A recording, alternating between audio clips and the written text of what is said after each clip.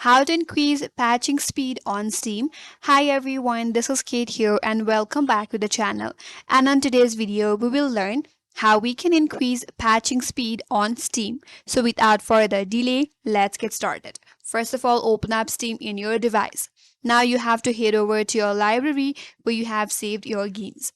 Now under library, head towards your game and select the game that you would like to update or patch.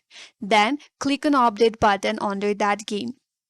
Now in order to increase your speed, what you have to do is click on Steam at the top left corner and here click on settings. Under the Steam settings, navigate to this menu bar and head towards the downloads option.